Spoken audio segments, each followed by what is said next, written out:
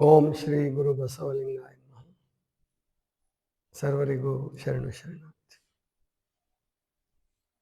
ಪತಂಜಲಿ ಯೋಗ ಸೂತ್ರದಲ್ಲಿ 15ನೆಯ ಸೂತ್ರ, 14ನೆಯ ಸೂತ್ರದಲ್ಲಿ ಅಭ್ಯಾಸ ಅಂದ್ರೆ ಏನು ಅಂತ ಹೇಳಿದರು. 13 ಮತ್ತು 14ರಲ್ಲಿ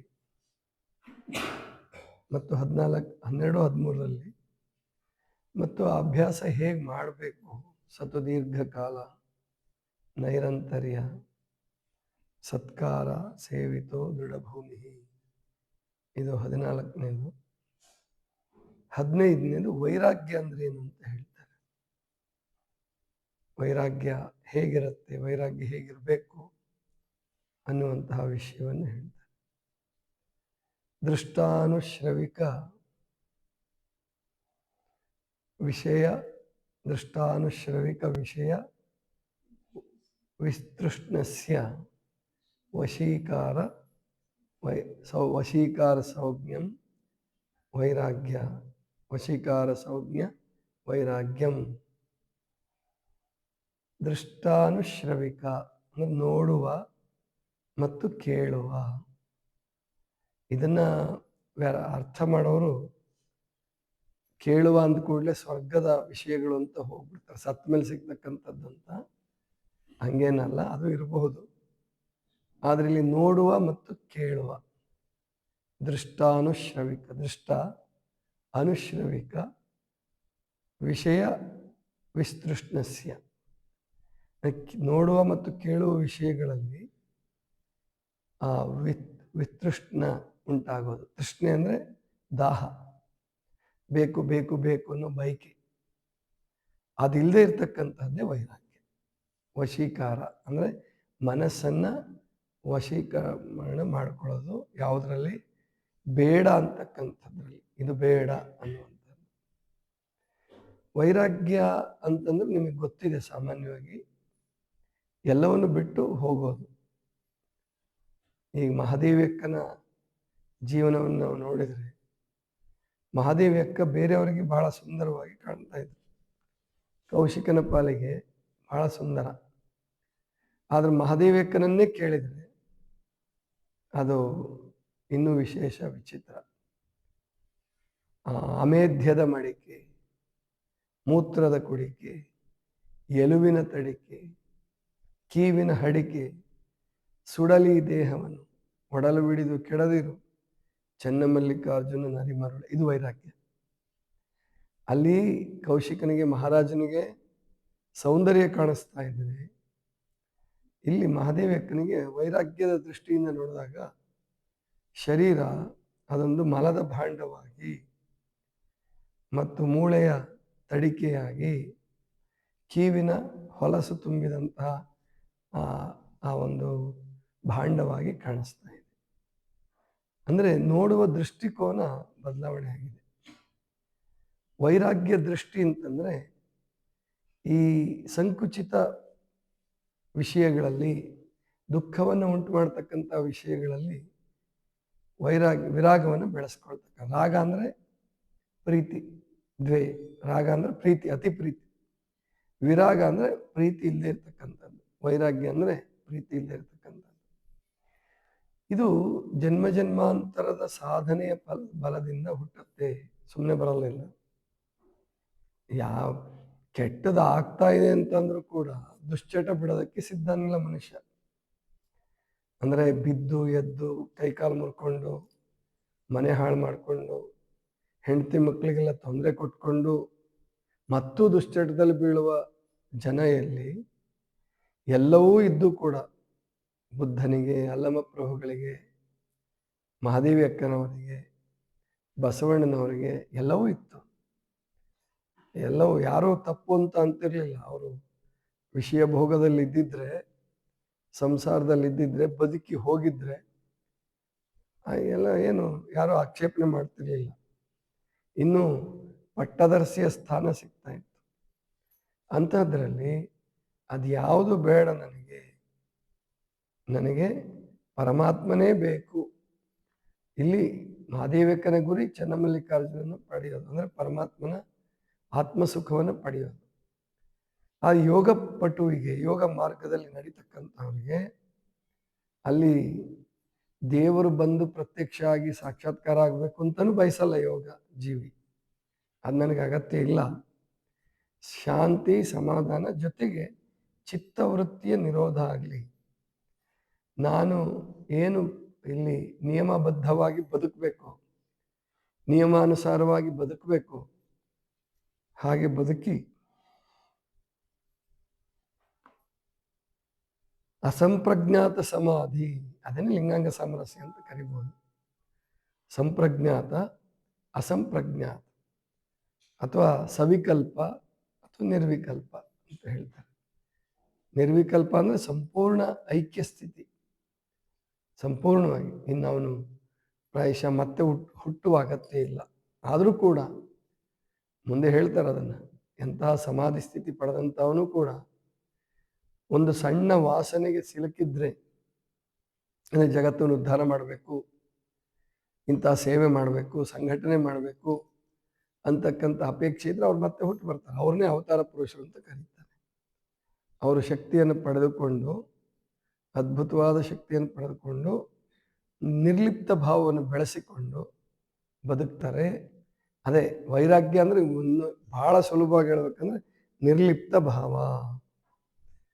ಆದರೆ ನಿರ್ಲಿಪ್ತ ಭಾವದಲ್ಲಿ ಎರಡು ಥರ ಇದೆ. ಒಂದು, ಅವನು ಎಲ್ಲವನ್ನು ಬಿಟ್ಟು ಹೊರಟೋಗ್ಬೋದು.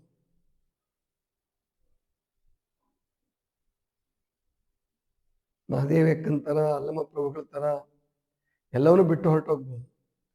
ಬಸವಣ್ಣವ್ರ ಥರ, ಜನಕ ಮಹಾರಾಜನ ಥರ ಎಲ್ಲದರಲ್ಲೂ ಇದ್ಕೊಂಡು, ಎಲ್ಲರ ನಡುವೆ ಇದ್ಕೊಂಡು, ಸಿಂಹಾಸನ ಮೇಲೆ ಕೂತ್ಕೊಂಡು ಕೂಡ ಅವನು ನಿರ್ಲಿಪ್ತವಾಗಿರಬಹುದು. ಒಟ್ಟಾರೆ ನೀವು ದುಃಖವನ್ನು ಗೆಲ್ಲಬೇಕು ಅಂದರೆ, ಹೊಡೆದಾಟ ಬಡದಾಟ ಬೈದು ಯುದ್ಧ ಇದೆಲ್ಲ ಆಗಬಾರದು ಅಂತಿದ್ರೆ, ಮನಸ್ಸನ್ನು ಕೆಡಿಸ್ಕೋಬಾರದು ಅಂತಿದ್ರೆ, ಯಾವುದೇ ವಿಷಯದಲ್ಲಿರಲಿ ನಿರ್ಲಿಪ್ತವಾಗಿರಬೇಕು.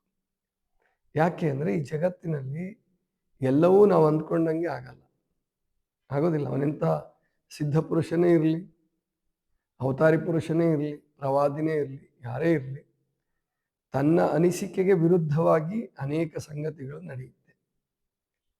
ಹಾಗೆ ನಡೆದಾಗ ಯಾವ ಗಲಾಟೆಗೆ ಹೋಗಲಾರದಂತೆ ನಿರ್ಲಿಪ್ತವಾಗಿ ಬದುಕುವ ಸಾಮರ್ಥ್ಯ ಇರೋದು ಯಾರಿಗಪ್ಪ ಅಂದರೆ ವೈರಾಗ್ಯ ಜೀವಿ.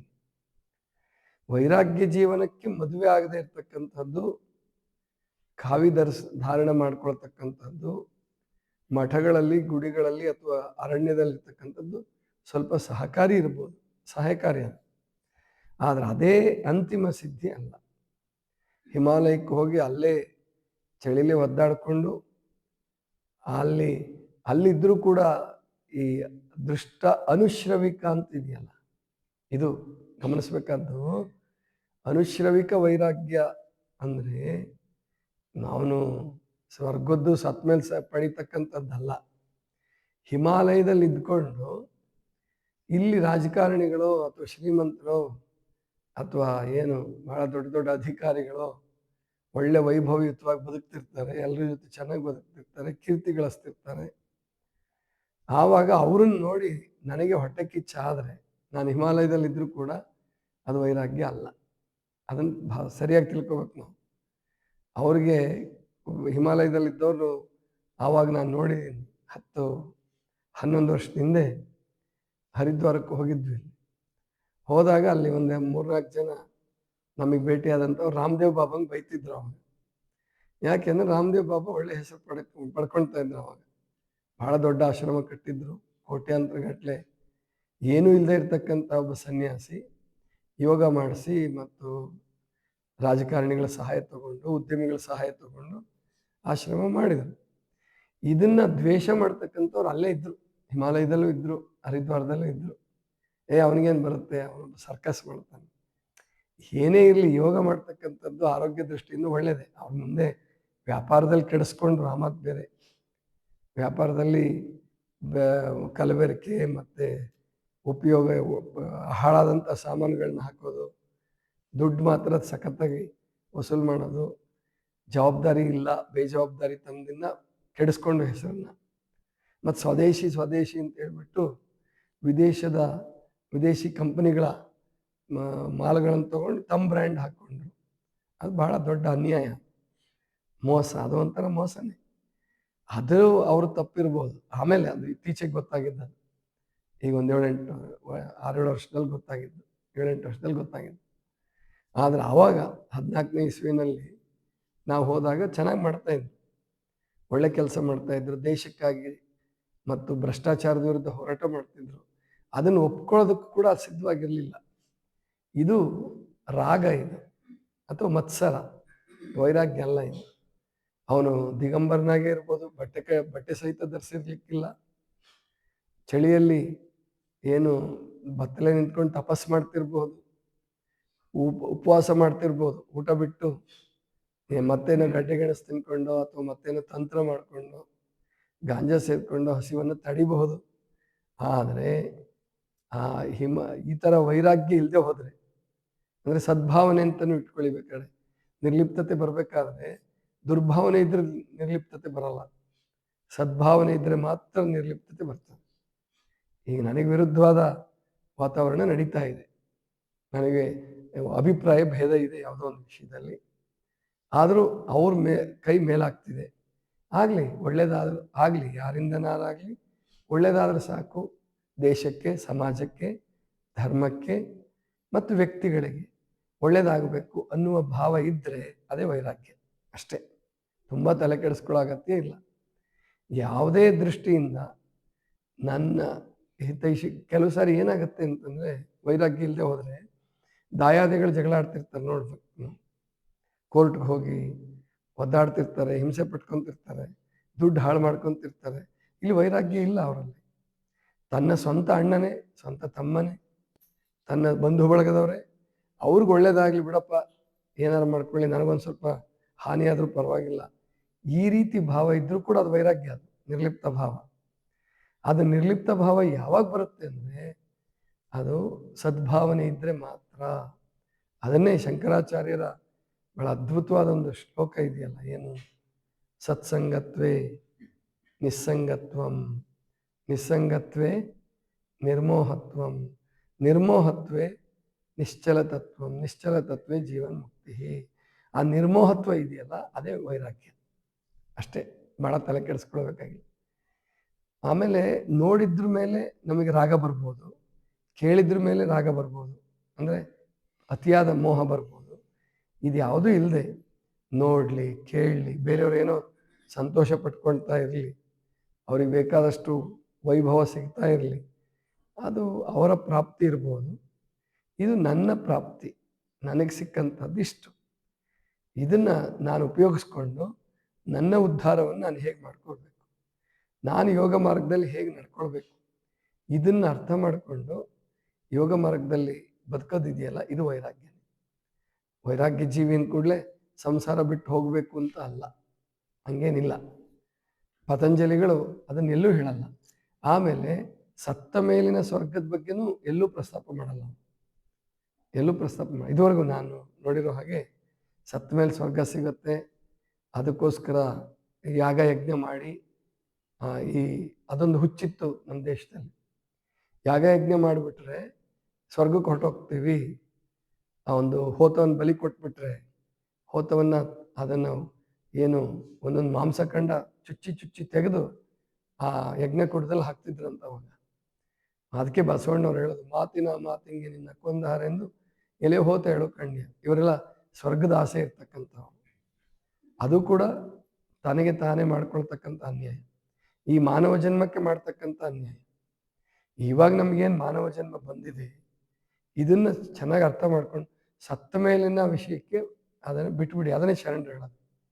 ಅದರ ಅರ್ಥ ಸ್ವರ್ಗ ಇಲ್ಲ, ನರಕ ಇಲ್ಲ, ಕರ್ಮ ಸಿದ್ಧಾಂತ ಇಲ್ಲ, ಏನೂ ಇಲ್ಲ ಅಂತ ಶರಣರು ಹೇಳಲ್ಲ. ಈ ಮುಂದಿನ ಸತ್ತ ಮೇಲಿನ ವಿಷಯಕ್ಕೆ ಏನಾಗ್ತೀಯೋ ಗೊತ್ತಿಲ್ಲ ನಿನಗೆ, ಅಂಥದ್ದಕ್ಕೆ ಈ ಜೀವನ ಯಾಕೆ ಹಾಳು ಮಾಡ್ಕೊಳ್ತೀಯ, ಈ ಜೀವನದಲ್ಲಿ ಯಾಕೆ ಹಿಂಸೆ ಮಾಡ್ತೀಯ, ಈ ಜೀವನದಲ್ಲಿ ಯಾಕೆ ಮೋಹಿಯಾಗಿ ವಿಪರೀತ ಬೇರೆಯವ್ರಿಗೆ ತೊಂದರೆ ಕೊಟ್ಟು ಪ್ರಾಣಿಗಳಿಗೆ ತೊಂದರೆ ಕೊಟ್ಟು ಮಾಡಬಾರ್ದು. ನನ್ನ ಸ್ವಾರ್ಥಕ್ಕಾಗಿ, ನನ್ನ ಸ್ವರ್ಗ ಪ್ರಾಪ್ತಿಗಾಗಿ ಇನ್ನೊಂದು ಜೀವಿಯನ್ನು ನೋಯಿಸಿದರೆ, ಕೊಂದರೆ, ಅದು ಎಂದೂ ಸ್ವರ್ಗ ಸಿಕ್ಕಲ್ಲ, ನರಕನೇ ಸಿಗೋದು. ಅದಕ್ಕೆ ಈ ಕೆಟ್ಟ ದೊಡ್ಡ ದೊಡ್ಡ ಪಂಡಿತರೆಲ್ಲ ಕೆಟ್ಟ ಜನ್ಮಕ್ಕೆ ಯಾಕೆ ಹೋಗ್ತಾರೆ ಅಂತಂದರೆ ಅವರು ನಾಲ್ಗೆ ಚಟಕ್ಕಾಗಿಯೋ ಅಥವಾ ಇನ್ಯಾವುದೋ ಸುಖಕ್ಕೋಸ್ಕರ ಯೋಗ ಮಾರ್ಗದಿಂದ ಪತಿತರಾಗ್ತಾರೆ. ಯೋಗ ಮಾರ್ಗ ಬಿಟ್ಬಿಡ್ತಾರೆ. ಯೋಗ ಮಾರ್ಗದಲ್ಲಿ ಅಧ್ಯಾತ್ಮ ಸಾಧನೆಯಲ್ಲಿ ಯಾರಿಗೂ ತೊಂದರೆ ಕೊಡುವಂಥದ್ದಿಲ್ಲ, ಯಾವ ಜೀವಿಗೂ ಕೂಡ. ನಾನು ಪ್ರಗತಿ ಸಾಧಿಸ್ತೀನಿ ಅಂತೇಳಿ ಇನ್ನೊಂದು ಜೀವನ ಶೋಷಣೆ ಮಾಡಿದ್ರೆ ಅದು ಯೋಗ ಮಾರ್ಗ ಅಲ್ಲ, ಧರ್ಮ ಮಾರ್ಗನೂ ಅಲ್ಲ. ಆದ್ದರಿಂದ ಎಲ್ಲರೂ ಸಹಬಾಳ್ವೆಯಿಂದ ಬದುಕ್ತಕ್ಕಂಥದ್ದು, ನಿರ್ಲಿಪ್ತವಾಗಿ ಬದುಕ್ತಕ್ಕಂಥದ್ದು, ತಮಗೆ ನಿಯಮಬದ್ಧವಾಗಿ ಏನು ಬರುತ್ತೋ ಅದನ್ನು ಸ್ವೀಕರಿಸ್ಕೊಂಡು ಬದುಕ್ತಕ್ಕಂಥದ್ದು ಇದೆಯಲ್ಲ, ಅದು ಕೂಡ ವೈರಾಗ್ಯವೇ. ಇನ್ನೊಬ್ಬರಿಗೆ ತೊಂದರೆ ಕೊಡಲಾರದೆ ಬದುಕ್ತಕ್ಕಂಥದ್ದು ವೈರಾಗ್ಯ. ಹೆಂಡತಿ ಮಕ್ಕಳನ್ನು ಬಿಟ್ಟು ಹೋಗ್ತಕ್ಕಂಥದ್ದು ವೈರಾಗ್ಯ ಇರ್ಬೋದು, ಅಥವಾ ಅವನು ಮದುವೆ ಮಾಡ್ಕೊಳ್ಳೋದೇ ವೈರಾಗ್ಯ ಇರ್ಬೋದು. ಆದರೆ ಅದೇ ಅಂತಿಮ ವೈರಾಗ್ಯ ಅಲ್ಲ. ಎಲ್ಲದರ ನಡುವೆ ಇದ್ದೂ ಕೂಡ ಅವನು ನಿರ್ಲಿಪ್ತವಾಗಿದ್ದರೆ ಅದು ವೈರಾಗ್ಯ. ಯೋಗ ಮಾರ್ಗಕ್ಕೆ ಸಹಕಾರಿಯಾಗಿದ್ದರೆ ಅದು ವೈರಾಗ್ಯ. ಗೊತ್ತಾಯ್ತಲ್ಲ? ಧ್ಯಾನ ಮಾಡುವಾಗ ನೀವೆಲ್ಲವನ್ನೂ ಮರೆತು, ಪ್ರಾಣಾಯಾಮ ಮಾಡುವಾಗ ಎಲ್ಲವನ್ನೂ ಮರೆತು 1 ಗಂಟೆ ನಿರ್ಲಿಪ್ತವಾಗಿದ್ರಿ ಅಂತಂದರೆ, ನಿಶ್ಚಿಂತವಾಗಿದ್ರಿ ಅಂದರೆ ಅದು ಕೂಡ ವೈರಾಗ್ಯನೇ. ಮತ್ತು ಯಾರಿಗೂ ಅನ್ಯಾಯ ಮಾಡದೆ ಹೋದರೆ, ಲಂಚ ತಗೊಳ್ಳದೆ ಹೋದರೆ ಅದು ಕೂಡ ವೈರಾಗ್ಯನೇ. ಆದ್ದರಿಂದ ದೃಷ್ಟ ಅನುಶ್ರವಿಕ, ಈ ನೋಡಿದ್ದು ಕೇಳಿದ್ದು ಈ ಎಲ್ಲ ವಿಷಯಗಳಲ್ಲಿ ವಿತೃಷ್ಣಸ್ಯ, ಅದರಲ್ಲಿ ವಿರಾಗವನ್ನು ಬೆಳೆಸ್ಕೊಳ್ತಕ್ಕಂಥದ್ದು, ನಮ್ಮ ಮನಸ್ಸನ್ನು ನಮ್ಮ ಹತೋಟಿಯಲ್ಲಿ ಇಟ್ಕೊಳ್ತಕ್ಕಂಥದ್ದು, ಅದೇ ವೈರಾಗ್ಯ. ಇದಿಷ್ಟು ಇವತ್ತಿನ ಚಿಂತನ. ಸರ್ವರಿಗೂ ಶರಣ.